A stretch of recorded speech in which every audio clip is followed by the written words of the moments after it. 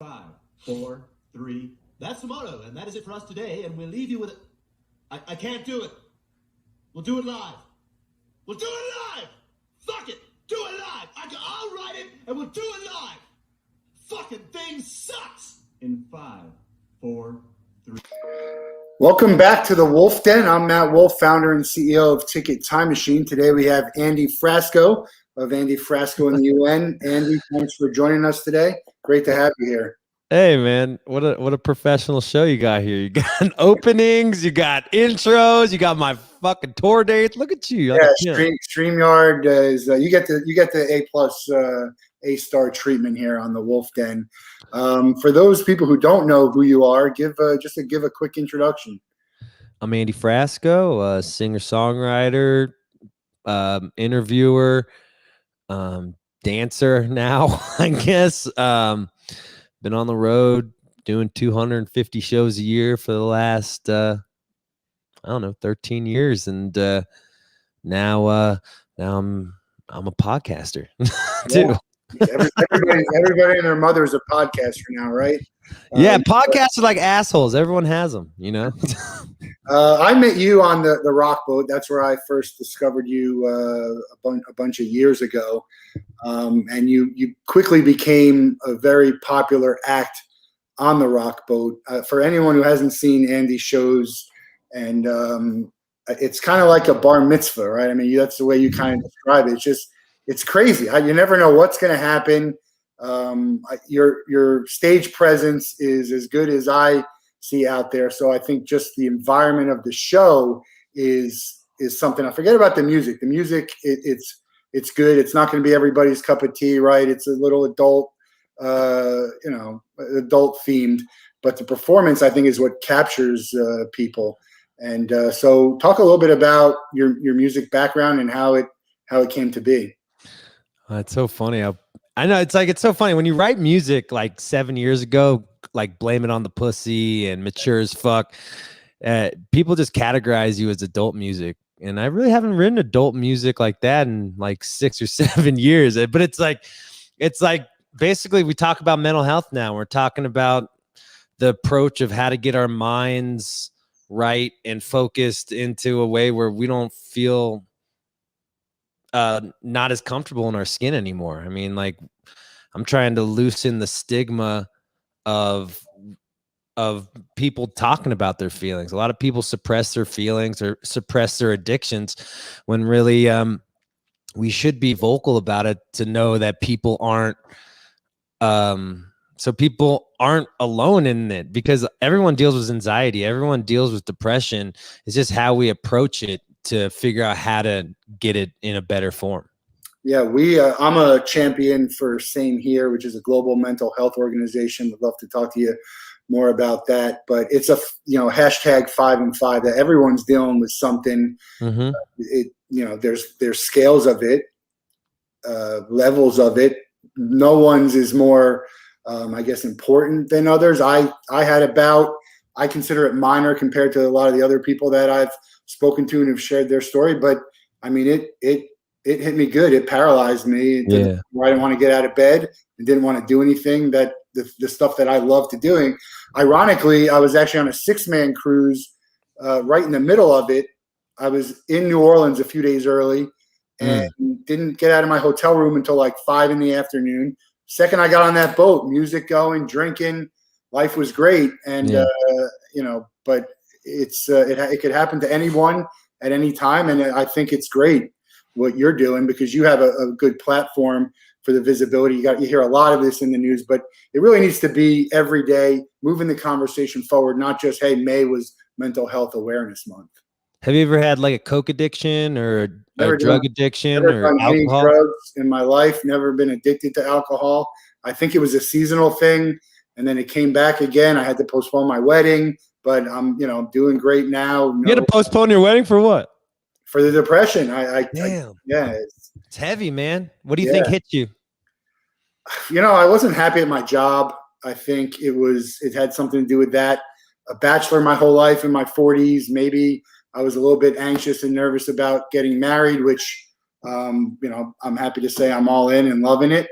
Mhm. But I don't know. That was the scary thing, right? When you have a drug addiction, when you have death in the family, or you lost a loved one, or a breakup, or any of those things, it kind of makes a little bit more sense. And one of the things that was kind of scary to me was I had no idea why. I had a feeling it had to do with the job. I go to my doctor and he's like, sticking stuff up my ass, trying to figure out what my health problem was. And not at any point did I said, well, it could be depression. He didn't even think of it. I went through the ringer trying to get tests, and everything comes back normal. So it's, and you don't want to go necessarily to a therapist. People have that stigma of going to a psychiatrist and using drugs. And look, I'll be the first to admit, if you can stay off of drugs, avoid it. But if you need it, there's no real big deal. There's so many people taking it for a lot of different reasons. But I remember coming home the first day from the psychiatrist and crying because she was very cold-hearted, didn't offer any conversation, said, look, you need drugs. Here's a prescription. And I was like, okay. That's the difference between a psychiatrist and a therapist, I think. Yeah. Psychiatrists are just like trained to give you drugs. And I don't know. I've never worked with a psychiatrist before because I never felt like I needed to take like a antidepressant or anything. But from the stories I heard, like you have a better sometimes you have a better relationship a lot of the times with your therapist than you have with your psychiatrist. But I don't know. There's some that do both. I also went to see a therapist, and it was just good to talk to someone who doesn't have any skin in the game, right? Because I have a twin brother. I talk to him about everything, and I talk to friends that are in my circle that I'll tell anyone anything. But just talking to a stranger with no judgment or no real bias or understanding of anything about you, I think is calming. It was. Yeah. I think the drugs I took did some heavy lifting and kind of got me out of where I am and get motivated.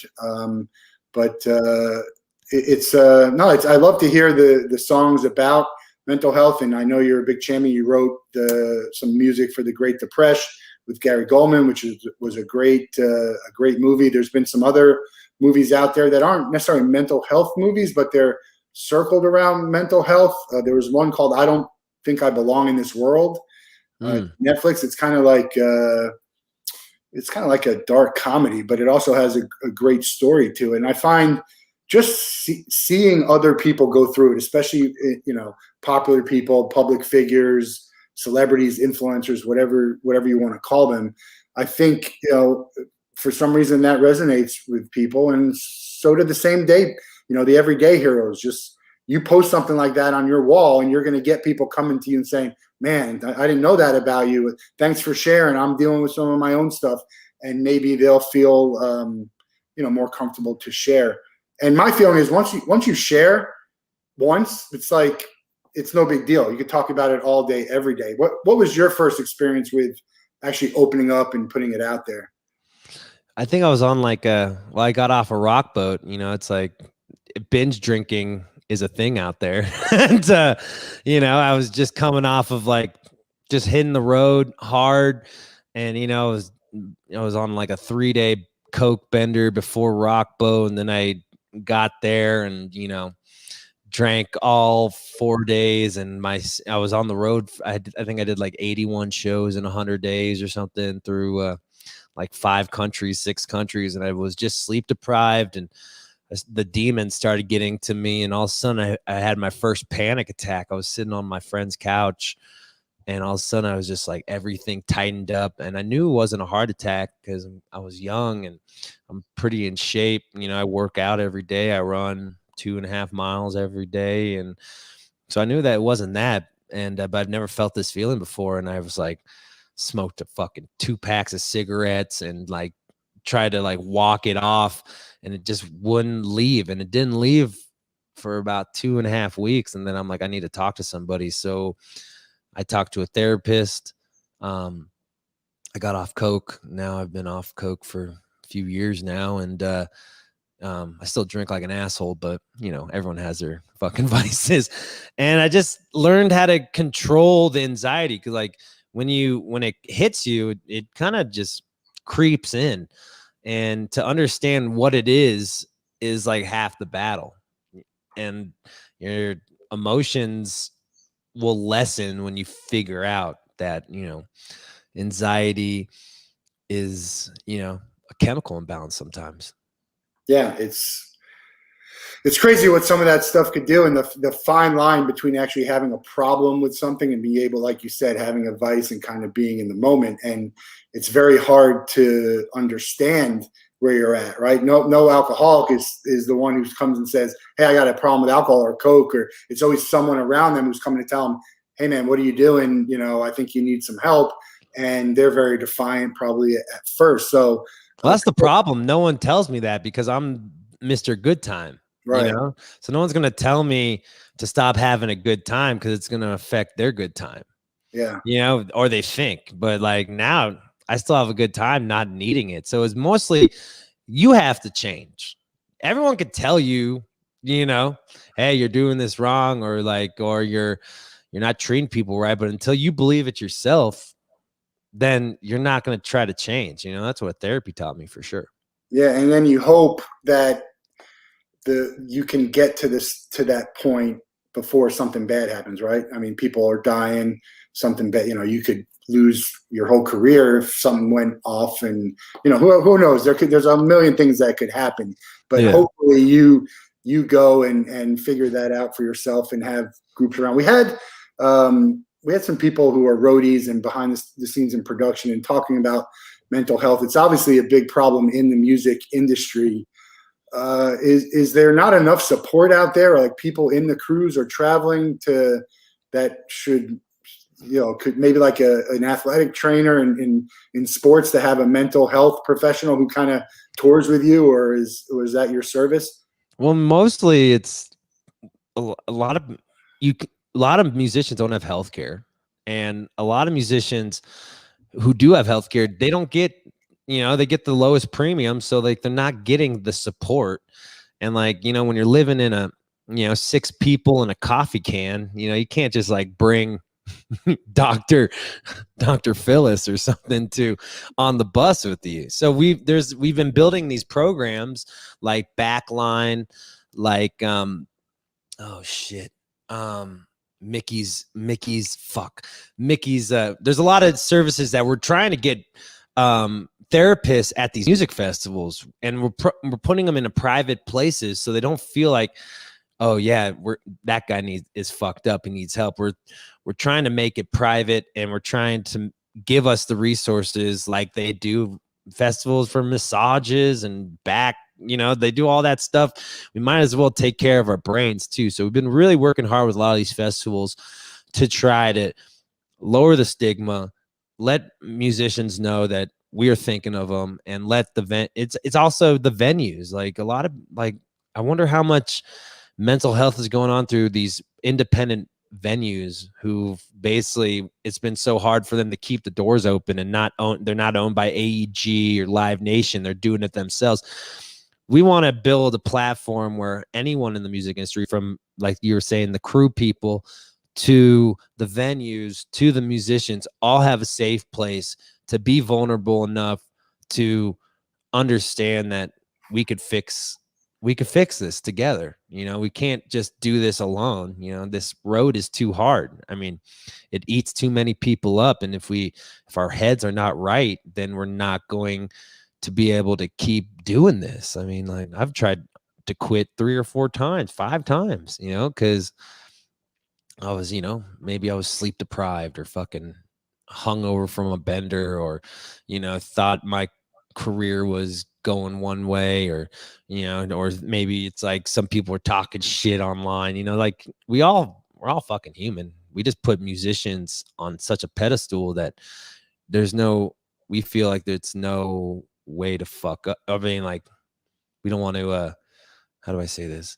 They put us on a pedestal, so it feels like if we feel weak, then we're letting our fans down, and that should be a stigma that we shouldn't have as artists. Yeah, I think you'll probably find that your fans will be more supportive of you with being that kind of vulnerable and open about what's going on with you. Yeah, and ever since I start doing the podcast and making these talk shows like the Shit Show and having these conversations, I've lost that, party boy categorization, and cool. I drink, I have fun, I get rowdy, but that's not my main mission. You know, my main mission is to let people know that if they have a dream, go do it. I mean, I didn't start playing music till I was 19, and I just didn't know how to play an instrument. I just got in a van and booked myself, 500 shows, because I believe in dreams. I think dreams are important to keep people happy. So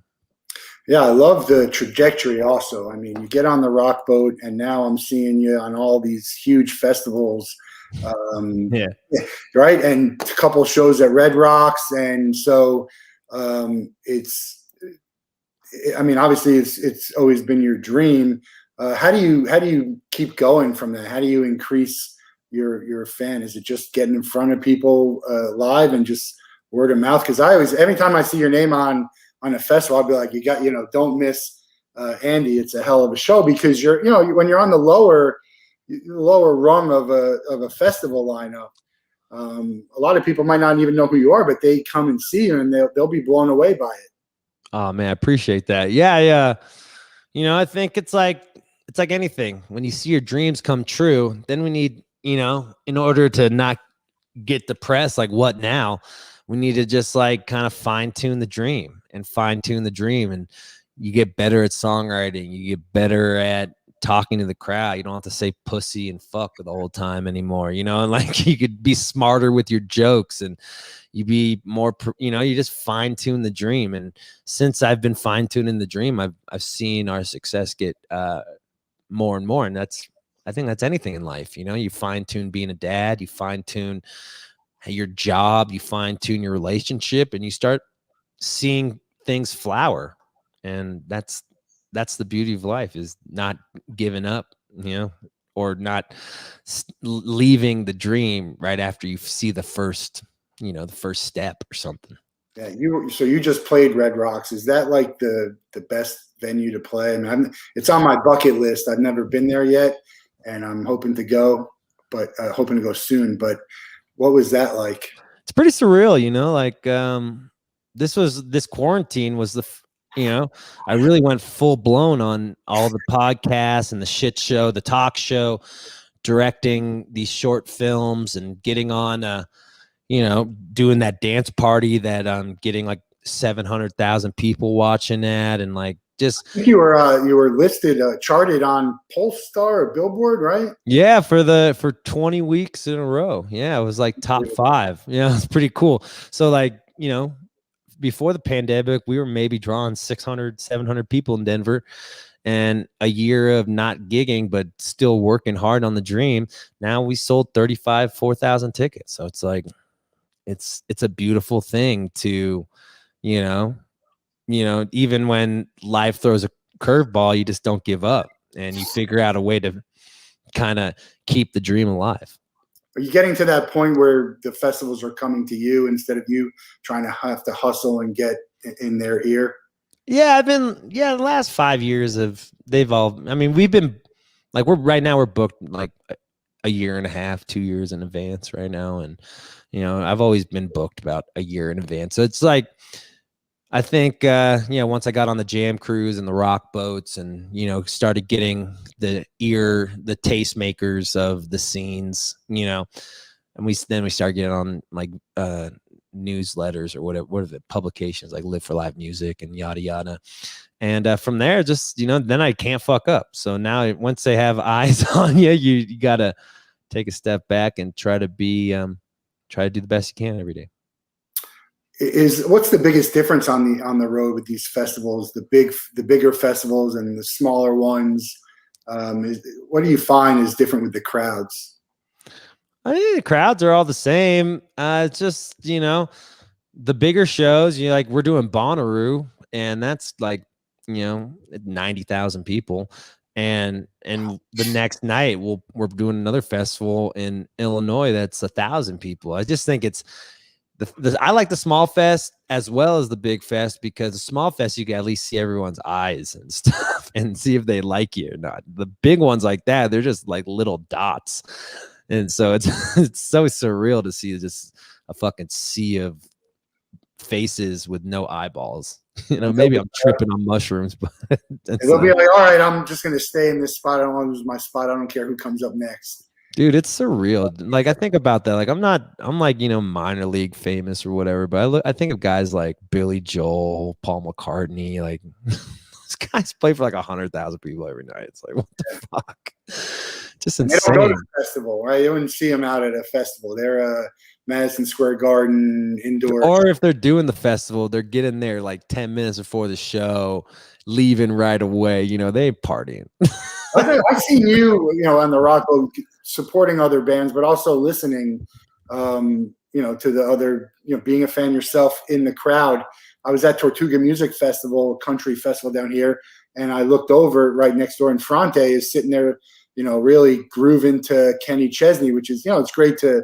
Now they're going to be touring together, but it's great to see other artists support others. What your music is kind of hard to describe for me. How would you describe it, and what's your kind of music when you're not performing?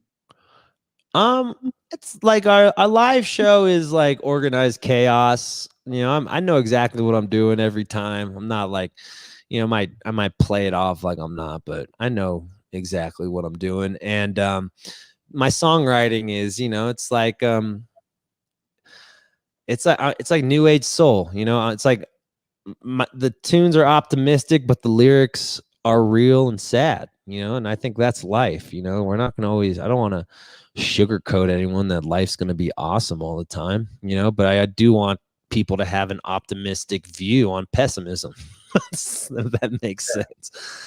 And so yeah, I just like feel good. I think it's like feel good, optimistic, optimistic music through hard times. I think that's what I could categorize it. I love that angle of it, because it's not all, puppy dogs and rainbows and ice cream, and it's good to put that out there. Reminds me of this song. Are you familiar with AJR? They have a song called "Birthday Party." I don't. It's pretty funny about someone who's just born and how optimistic life is, and everything's going to be great, and they kind of don't know the shit show that's about to hit them. What was your inspiration? You said you were a late bloomer. I was a late bloomer with liking music myself, but what was your inspiration? Who do you model after, maybe for writing? I love folk singers. Like, I love like Bob Dylan, John Craigie, Damien Rice. I grew up like the guy who I wanted to idolize is actually one of the Rock Boat dudes, Andrew McMahon. Yeah. I used to work for his record label, Drive Through Records. He was in a band called Something Corporate. And he's the reason why I wear sandals and play piano. And I wanted to be that dude when I was fucking 17. And I finally had the balls to like get a piano and get a van and wear sandals. I think you should go up there and be comfortable. And you're in your Lakers jersey. Yeah. I think anyone should be comfortable with who they, it's like, this is just who I'm just not bullshit. This is who I am. I've always been like this. And I'm not going to sugarcoat it just to get more popular or whatever. This is like people are going to like you the way you are. I find myself that way. Disrupting, and not even intentionally, just trying to be, honest and authentic about it. And some people don't care for that. I think if you can look yourself in the mirror and feel like you're doing good and you're helping people, and then don't worry about what the people said. Incident this morning with just trying to be who I am and help and grow my business, and it put some people off. Yeah, fuck them. Yeah, I'm not going to change. I'm not going to change who I am. I like to rail against the influencers and the people who are getting, who are phony. I don't like people being rewarded for bad behavior. And a lot of people, just like you say, they'll kiss your ass because it almost doesn't matter what you say. If you're a certain person, they're going to follow you and like and share and buy your stuff. But I think those people, if we had an honest conversation about it, it's tough to go out there and try and pretend to be something you're not. Yeah, I mean, that's what I was, doing for the first 5 years of my career. In the beginning, I didn't know my identity, so I was like, oh, people like me going crazy and chugging fucking, smashing fucking Jägermeister and fucking, being at the bar till 6 a.m. And like, I never really drank like that or did drugs when I was a kid. It was just like something I adapted from the road. And, it's like, and some people, it'll get the best of them and they forget who they are. And like, even with like, I could have this conversation about relationships, like people get in relationships just because they're lonely and not because they care about that person. They're just caring about their loneliness. And all of a sudden they wake up one day when they're 60 and forget who they are because they've been wearing a costume just to keep away the loneliness. And I think that makes people more lonely. Yeah, I think I see that more with people not doing what they want to do, whatever that means. And relationships is part of it. The partner, my feeling is I want you to be happy. And why would I stop you from doing something that makes you happy as long as it's not like a huge impediment on my happiness? But you see that a lot. Don't tread on me, brother. Husbands and wives. It's like, I don't. People get like praised if you're going away. I'm like, yeah, I've been doing this for 40 years. Why am I going to stop now just because I have a girlfriend or a wife? It is about compromise, but like I said, if that's who you, if you're compromising for authenticity, then we're fine. Yeah, no problem. Did you play sports when you were, before you were 19, when you're 14 and 15, what did you think about being when you were growing up? I've always wanted to be in the music industry. I wanted to be an agent. Like I worked at Drive Through Records when I was 14 or 15. In 8th grade. When is that?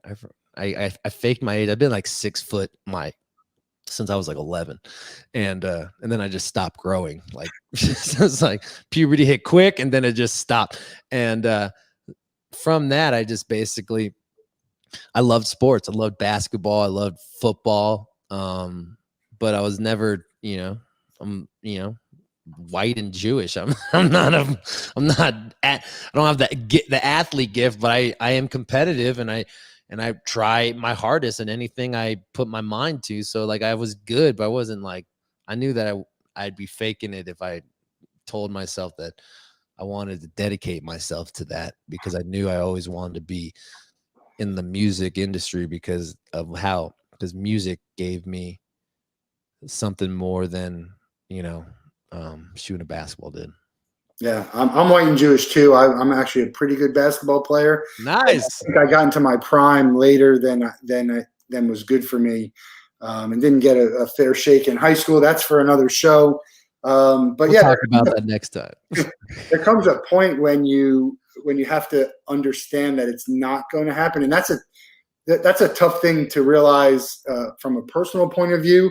But sometimes it's also hard to realize just in the bigger picture, right? If there's a ton of people playing music out there, and success is very subjective, right? What makes you successful? You can play music your whole life, never be at a festival and do fine. Yeah. But how do people figure out that it's not going to happen or it is going to happen? And do you think people are kind of holding on to that too much, or what do you see out there as far as other musicians? Because there's some great musicians out there who don't make it big, and sometimes it's just there's no rhyme or reason. Their voice is unbelievable. They're the ones who write songs for other people, but people want to hear other people sing it.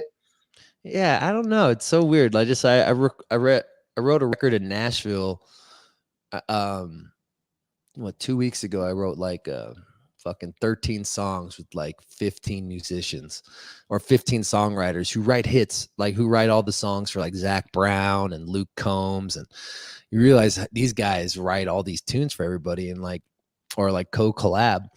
And yeah, I think about that a lot. I just, sometimes like I thought I was going to be some pop star when I was a kid, and if I would have kept on thinking like that, I'm like, I probably wouldn't have made it, So it's like sometimes it is luck of the draw, and sometimes it's just persistence, like I've been dropped by like 6 record labels 3 booking agencies, 2 management companies. That didn't stop me from staying on the road. It's just some people, kind of feel like they get intimidated by it after being beat down a lot, that they settle for just writing songs for other people, or it's and that's not a bad thing either. It's a great thing as long as you're still doing something you love. It's like, I thought I was going to be a folk singer when I was a kid. I became a funk guy, and that's still tight. I'm thankful that I get to do this every day. I think sometimes the audience there can appreciate both. It's not that far off from the difference, I think, for the audience. No, totally. I think it's all in your head. And a lot of these battles we have are just, they don't exist. They're just in your head. And if once we start realizing that we can do whatever we want, as long as we stop becoming prisoners of our mind, then we become a lot more powerful than we think we do. Yeah, and I think it's getting out of your own way sometimes. Just yeah, dude. Being comfortable in your own skin, which a lot of people aren't. I've always have a very good idea of who I am, my faults, my strengths, and I've worked till chopping away at some of the faults, and they're still there sometimes. But it's just about same with mental health. It's just about getting better every day and trying to do good and be a better version of yourself and not someone else. Totally agree. It's like, going back to our first talk was trying to figure out what anxiety is and how we could not let it rule us. It's going to come. We're going to have anxiety. We're going to have depression, but we got to realize that it's going to go away too. If we don't realize there's an end, that's when we start getting into the scary things like suicide and drug addiction. And if we take that idea of like how the sun rises and it sets every day, so is our feelings. We're not going to feel this way all the time. Yeah, I think that's one of the things that gave me great comfort when I was going through my thing is I knew everything was going to be okay. I didn't know how, but I just knew it was. And I've always had that general feeling that everything's going to be okay. I have a business that's starting up that I'm trying to make something happen. And, I keep telling my wife, we're going to be fine. And she thinks I have money growing on a tree. And I said, no, I just have confidence in myself and confidence that I'll do whatever I need to do to make it happen. Now, look, growing up with the family that I did in the area that I did, we weren't rich, but we certainly had a lot of privilege. And that guided me to having this feeling of, look, everything's always going to be okay. Also, the other side is not worrying about things I can't control anyway. So, at least feel it's going to be okay, have that confidence. And if it doesn't, not worry about things until you have to worry about it. Totally. And, and not running away from it, face your problems. That's the best thing therapy taught me. It's like, stop running away from it. You're not damaged. You're just, you were taught everyone wakes with a clean slate, and it's just what we've learned when we were kids. And when you get older and have your own feelings, you start having existential thoughts, because what you were taught isn't how you feel sometimes. And that's okay. We just gotta, understand we grow. It's like we change. It's okay to change. It's okay to not like fucking cookie dough ice cream anymore if you liked it when you were a kid. It's okay to change. Well, talk about the podcast, because you obviously have access to a lot of great guests and big names in the industry, but what was the reason for starting it? What do you hope to get out of it? Where can you take that? Well, I started it because right when I stopped doing coke, I had all this free time. I was going to bed and waking up early, and I had all this time. And I was like, I wasn't accepting I needed therapy yet. So the first thing I did was start, having these open conversations with all my friends, on the road. And from there, instead of, asking, at first I was just asking questions for myself and not listening. And eventually, it taught me how to listen, and then it taught me how to accept therapy. So it was like basically the gateway for me to understand that everyone's kind of fucked up, and that's fine. And there's a beautiful thing about that, you know? Yeah. Is it going to continue to go on? Obviously you're touring, you've got a tour coming up, I think next week. I've been doing the podcast now for about 3.5 years. So every week. So yeah, I'm at like 130 episodes. I do it. Yeah. I'm a workhorse. You know, that's what I do. I gig, I do the podcast, I direct, I do my TV show. You know, that's why I'm here, is to entertain and fulfill the things I have in my head that I've had since I was fucking 14, you know? Nine, I mean, sometimes it doesn't even matter. I don't keep track. There's not a ton of people listening to this, but you do it because it's fun, and you think there's value for the person you're talking to, the value for the few people that are, especially in the mental health world and all that. So if we can help one person and give them hope, then it makes it all worth it. Yeah, and you know, it's like, if I thought I was going to be successful my first year of doing anything, I was lying to myself. You know, I had first year and a half where no one really listened to the podcast, and all of a sudden, you know, I started, you know, I just kept doing it. You know, it's with my music too. You know, first 3 or 4 years, no one showed up to my fucking shows. I was making $100 a night, $200 a night, sleeping at, you know, bartenders' houses and fucking in the kitchens of the venues. I mean, whatever we could to make it happen and keep going, you know. The dance party during the pandemic was a lot of fun. I tuned into a few of them. You look obviously like you were having a lot of fun playing DJ and just kind of. Oh man, it's a blast. You know, I was like, when this quarantine hit, you know, 2 weeks into it, I was all sad. I'm like, fuck. We had one of the best years of in our career last year, and we were like set up for next year, like really fat. And all of a sudden, someone said, "Nope, you can't do that anymore." And or like, not somebody, the world said, you know, you need to chill. And basically, I had 2 weeks of just like marinating my own shit. And my manager came up to me, he's like, "You need to get on the internet. That's, you know, people need you right now." And I didn't want to be the dude who just played fucking acoustic guitar or whatever. I'm not that type of dude who's like just gonna sit and play my songs. I'm like, let's do something a little more up my avenue. I'm just gonna start playing cheesy 80s songs to get people, you know, pumped up. And that thing really started building its own fan base out. Like the podcast, like a lot of my viewers, you know, don't really dig my music, but they dig me as a person, and that's cool too. You know, it's like whatever way to just get my my words or my expression of how I view life to people. You know, if it's dancing like a fool in front of my camera to, you know, talking intellectually with dudes like you, or playing shows, whatever I could do to do my part in trying to get people out of their heads, I'm going to try to do it. Yeah, and you've done a good job of not being pigeonholed into that.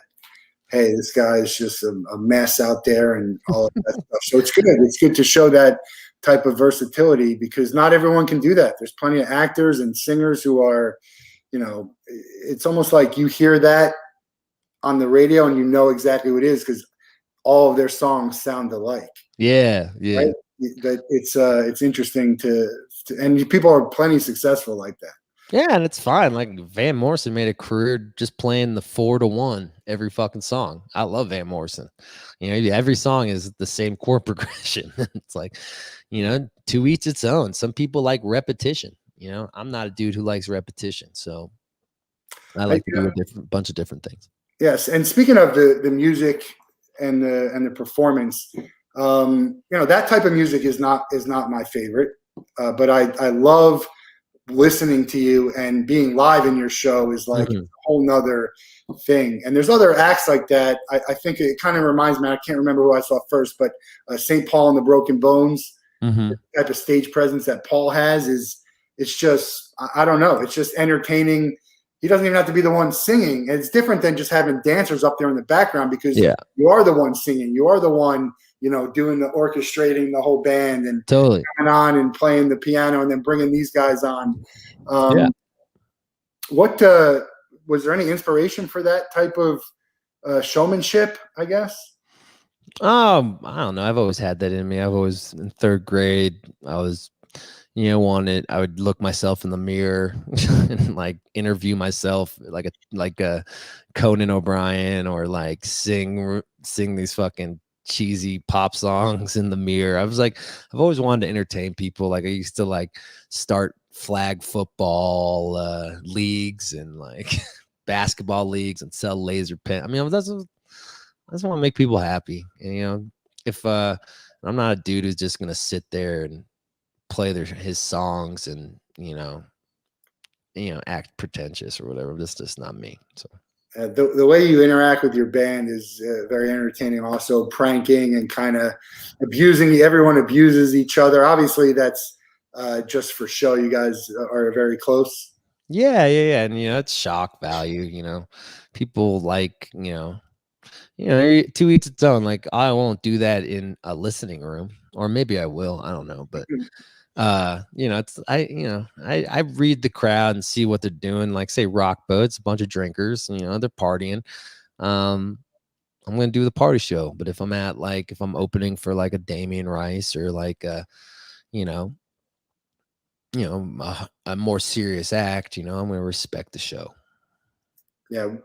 What are you looking forward to on this tour? Is there a place you haven't played, or a festival that you're going back to or playing for the first time that is really you're looking forward to? There's a bunch. I mean, I'm on tour for the next 5 months, starting 2 weeks. So we're doing 5 months straight. A lot of cool festivals. I'm excited to go back to. I'm playing in Cancun. This thing called Holidays with Humphreys McGee and Disco Biscuits and all my friends, all my jam band friends. And I'm doing Peach Fest. I'm like closing out some of the stuff, and I'm the correspondent for Peach Fest, where I go in the crowd and interview people, and then we play a late night set, and it's gonna be fun. What else? I'm doing my own festival in Utah. We're getting all the Mormons to wear afros. It's called Fro Fest. You wear an afro, you get to get in for free. That's gonna be fun. But yeah, I'm just excited to get back out there. I've been in my house doing all this content. I'm ready to do some content outside of my house and whatever. I've been just like I was burnt out before this quarantine. I was taking it all for granted. And now, I'm trying to live more presently and enjoy every moment I have and try to give the best performance I can every night. So yeah, I think the pandemic might have done that for a lot of people. So, at going 100 miles an hour, and now you get a chance to sort of sit back and relax, and the pressure's off. Now, part of me is going to be anxious getting back into all of that with life at full speed, but you'll be more prepared for it, I think. Oh yeah, I just played in New Orleans like 2 nights ago. Oh, excuse me. Saturday, shit's open. There's 5,000 people there. I was in the crowd rocking. It's like, it's pretty, it's, and at first I was like, cause we've done about, I don't know, like 20 shows throughout the quarantine, and, they're all socially distant. Everyone's masked up. It feels like apocalypse, but, so it was like, I had to rewrite the show. I can't be crowd surfing in a germy world right now. But now that everyone's pretty much vaxxed up, or the people who are going to shows, they're, you can't, in Denver, you can't really, we did Red Rocks, you had to show like a negative COVID test or show your vaccination card and stuff, and to get into the show. And so it made me feel a little more comfortable. But I'm not a clean person anyway. So I live in vans and fucking, drink the same Lakers shirt. I wear the smelly Laker jerseys, and used to sniff cocaine without asking where it's from. So it's like, I'm not the best guy to talk about cleanliness. I thought I was going to see you maybe in one of those Flaming Lips bubble shows. Did you see that bubble? I was thinking about those are just, I'm cheap, and those things are expensive. I was gonna do a bit where I buy like 100 like hazard suits and goggles and gloves and shit, and put the front row in it, and I just crowd surf on them. And I'm just in this hazmat suit, but I didn't want to be too. That sounds a little too insensitive. Yeah, I was on webinars all throughout the pandemic, and these people are coming out with these concert suits, and I'm like, it's crazy. You know, you can't spend $150 on a suit just to wear to go to concerts. This stuff is so unaffordable these days. Anyway, yeah, it's getting expensive, and it's crazy. yeah, that's why we had a tour. We just kept on pushing our tour back because, you know, no one wants to be in a position, and I'm kind of wild, you know, and energetic. I don't want someone to come to my show and feel uncomfortable. So we just waited until we could actually do it, you know, to do the shows. You could have done so. I actually had headphone disco at my wedding the last 45 minutes. It was awesome. Oh, nice. But you know, that's something maybe you could do as a party. Oh yeah. We do those dance parties in Denver. We do these now. It's outside again. We've been, now that it's the warmer weather here in Denver, we could go outside and go, you know, get fucked up silently, you know, dance silently. I like those parties. Yeah, it's so much fun. You have a new single out called Love Hard. I think, is that what you're shooting a video for? I sent it. I have a friend in Denver. I sent him that. Oh, thanks, man. Come out to do, you're shooting a music video. We're shooting a music video for a different song, another single coming out in July. We're basically, I don't know if I should, yeah, fuck it. We're doing like a party. We're doing like basically my funeral and it's a party, and we're making, you know, the song's called Dancing Around Our Graves. So it's talks about celebrating people's death instead of feeling bad that they're gone, you know, celebrate what we had. And that's a new trend out there. We had a friend who passed and had a huge celebration of his life, and it was great videos and you know, drinks and food, and kind of just, that's what you want. You want people to, especially when you're younger, but even when you're older, but you know, celebrate the life. And yeah, you know, celebrate the life, you know, and let's not, you know, take advantage of the life, you know, soak up all of it. Like, it's like, I see that with my parents getting older, and, you know, as they get older, I want to celebrate with them and be with them as much as I can and have conversations so I don't regret it when they're gone. Yeah. It's, you know, I lost my father in 2005. It's, you want to get it. And I was older at the time, but, you know, still lived a lot of time, but all the family members, you want to be present. You want to be in their lives. Obviously difficult for you as you're touring, but you got to make the time for all of them, friends too. Yeah. While you're doing that.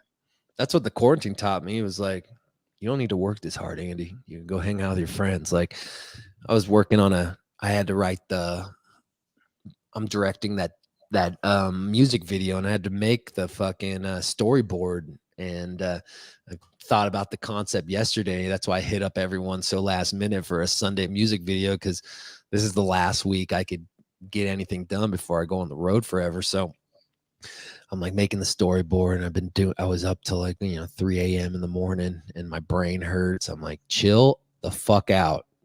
go hang out, go get some booty or something, you know, like, go chill. So called my friend up, and we just had a sleepover, so it was good.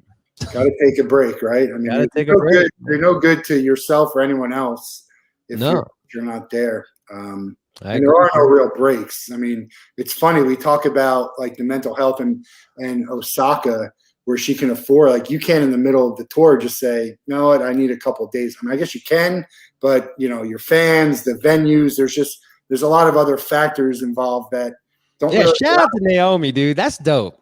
I mean, she's the best in the world. Of course she could do that. I mean, no one's gonna say shit besides the haters. Like, you're the best. Go take some time off. You'll go kick their ass next year, you know? Yeah. Well, I applaud her, and then I say, you know, she's lucky enough to be able to do that, because we all can't do that until people are allowing it, and they're you know, more sympathetic about it, whether you're the CEO or you know, an owner. And, well, it's like, it's the same thing with, like, people are comfortable working from their houses now, you know, it's like, we all change. It's okay. You know, it's like, we don't need to be a puppet for everyone. If you're not happy, if you feel like you have a mental health situation, quit, you know, for a couple weeks. I know you're going to piss a couple people off, but don't we want to have these these amazing talents around forever, you know, instead of like 1 year. Okay. But like, they're going to be good and hopefully amazing in their heads for another 10, 20, 30, 50 years. You know, what's 1 year out of that? That's what we hope. That's the hope. And that's part of what Same Here does, is just try and make it an environment that people feel comfortable sharing their feelings, which is, you know, exactly what you talked about. And any books or movies in the works? Is that something you aspire to do? I'm writing. I'm starting to write like a movie, like a not like a memoir or whatever, but I'm trying to write a comedy, and I'm doing a bunch of sketches. My talk show got picked up for a season 3, so I got to make a fucking 30 sketches for that once I get off the road and whatnot. But Do you have right a favorite now, sketch comedy? Is it SNL, In Living yeah, Color? fucking SNL ripped me off, dude. I Did couldn't they? believe it. Yeah, they did I did this Michael Jordan sketch, and it was pretty. It's like a pat in the back. I'm like, damn, I am funny. You know, SNL is kind of ripping me off. But I did this sketch during quarantine called The Last Toss, where I was that guy John Wozniak, Michael Jordan's security guard, Oh, yeah. and we did this whole bit, and they basically took that bit verbatim. And it was on SNL 2 weeks ago. I made it like, I don't know, a year ago, whenever Last Toss came out. Yeah, I remember that episode actually. I love Key and Peele, and I love seeing them kind of branch off into doing some real stuff. Those guys are sketchy, you know. Those guys, they're amazing, but they're all inspired by fucking Dave Chappelle too, you know. Yeah. So everyone gets inspiration. I can't. You know, that's why I didn't really go public about that. Well, I'm kind of going public about it now. We're gonna get some royalties for you. No, I don't need the royalties. I know. Get some credit. We're gonna get your credit. Hell yeah. When I'm dead, I'll get all the credit.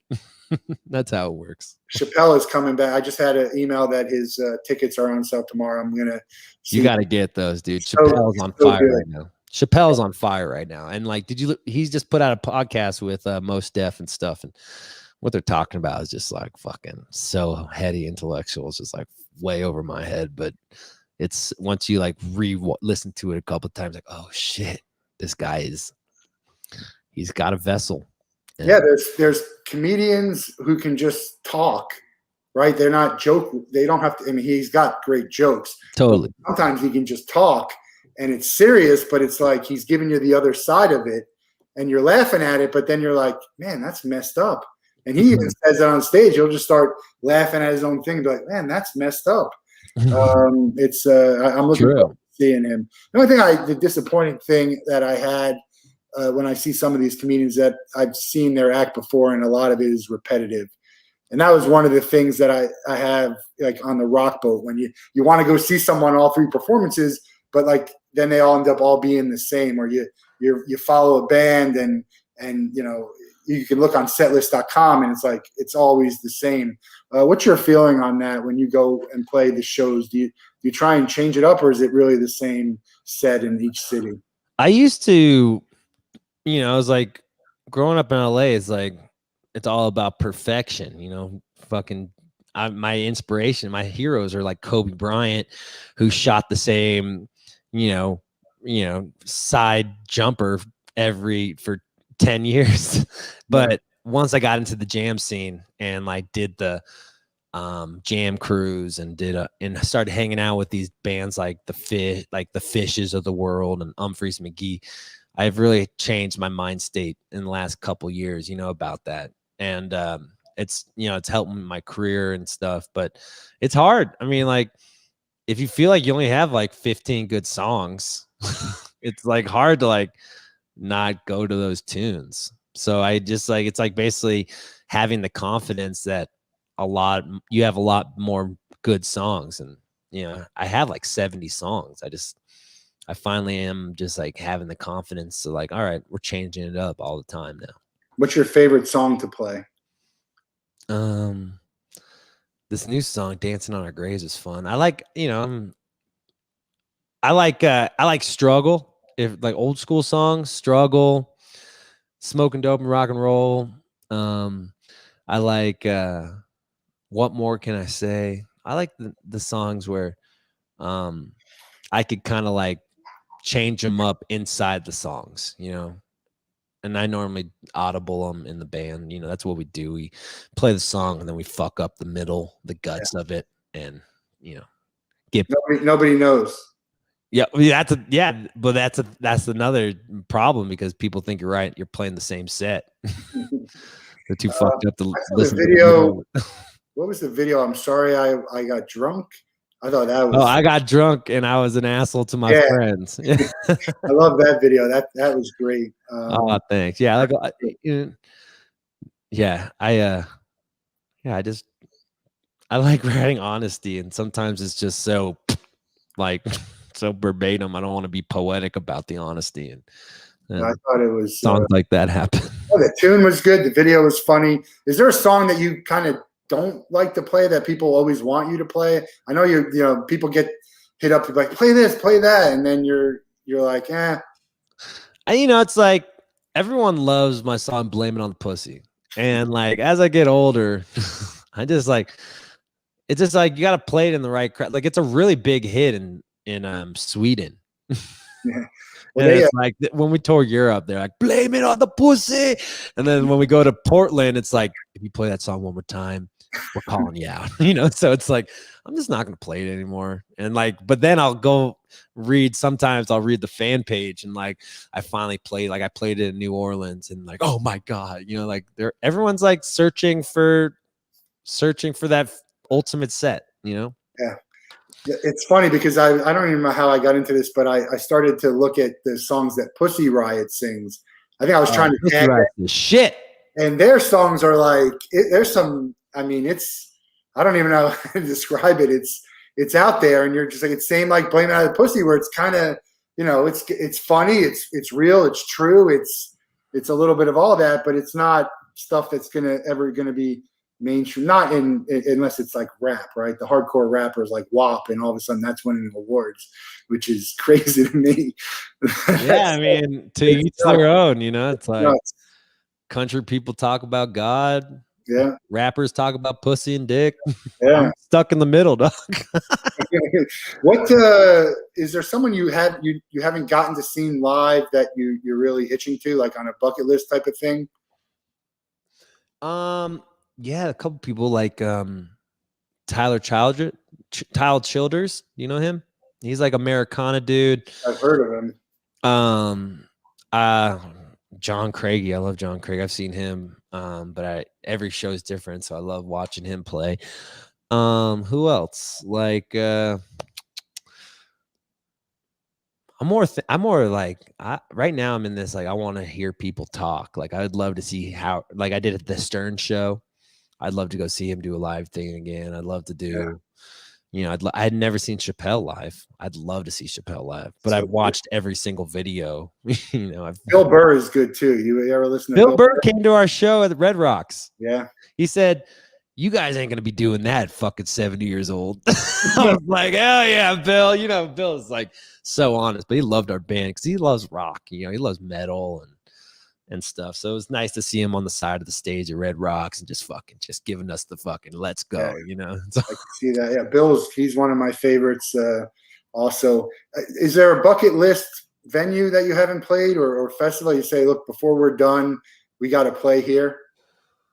You know, growing up in LA, Kobe fan, I'd love to play the Forum, or I'd love to play the Hollywood Bowl. You know, I just want to, you know, we got really popular all around the country, and I'd like to do a big welcome home. You know, LA is kind of like that. You know, like I grew up there, we weren't doing shit our whole career. It'd be nice to go back there and fucking fuck shit up a little bit. You know what I'm saying? Like at Hollywood Bowl or the Greek. That would be fun. Yeah. The local boy comes back. Get there. I think you can get there. One more question or two more questions, and then we'll let you go. Who's your Mount Rushmore of music? It could be your favorite or who you think the best are. Songwriters, I think John Prine, Bob Dylan. I love Van Morrison. I love Levon Helm, the band. I love we need two more. Who else? Oh, Wilco. I think Wilco's fucking killer. This guy doesn't. He's on the shit list right now. But I used to love Ryan Adams a lot. Yeah, I like guys who could and girls who can really sing to me. Like Nina Simone. Like her lyrics, like fuck, so heavy. Like I like someone I could believe what they're saying. That's why I love the band. Levon Helm, dude. That guy is the shit. Yeah, that's good. That's a pretty good list. There's so many people out there that are just unbelievable. So many people unbelievable you never even heard of.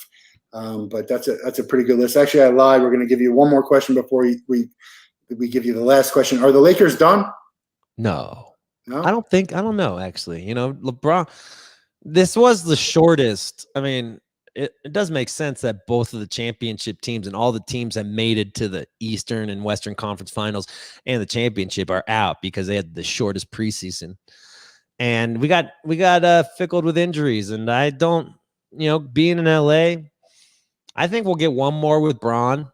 And I think we'll get another superstar to join with AD when Bron is done. But Bron is looking, he's 37. He's still top 3 point. Like it's unbelievable. Like I'm just so proud that he came to LA. It's like, people shit on LeBron and stuff, but like his track record is pretty unbelievable. And I think he's got one or two of them. He just needs one more, and he's in the talk as greatest of all time. So I think that's going to motivate him to get at least one more. Is Kobe your favorite Laker of all time? Oh man, he's on my arm. You got the tattoo. Kobe's my guy, dude. He's my guy. Yeah. We'll let you out of here on the same question we get everyone out of here with. You have 24 hours to spend with one person. It could be anyone in the world. They have to be living, and you can't be related to them. Who are you going to pick? What are you guys going to do? I'm going to put this on a list. I'm already doing some outreach to try and make it happen for some guests of mine. Oh, Chappelle. Take some mushrooms with Chappelle and go to the titty bar or something. Whatever he wants to do. I'm down. Anything Chappelle, I'm in. You can't go wrong with that. He's on the list. So we're going to try and make it happen somehow. Maybe I'll get backstage. And hook me up. If you got his number, send him a text. Well, look, I really appreciate you being on here. It's great to talk to you. Yeah, Matt, thanks for having me, bro. I appreciate the realness. Check out Andy Frasco and the UN, the new song Love Hard tour coming next week. So check out the tour dates at andyfrasco.com. World Saving Podcast. It's got their own website for that, worldsavingpodcast.com. I don't know if there'll be no more Saturday night dance parties for now, right? I'm doing one this Saturday. We're doing like once a month. It's just so fun, and I'll do it. If I have a Saturday, whenever I have a Saturday off, I'll do them. Yeah. Well, keep doing great things. Keep having fun. Keep moving the conversation forward. Reach out anytime you need someone to listen, and I hope to see you at a live show sometime soon. Yeah, man. Hopefully the Rock Boat will invite us back one of these days. Sounds good. Thanks, Andy. Later, buddy. All right.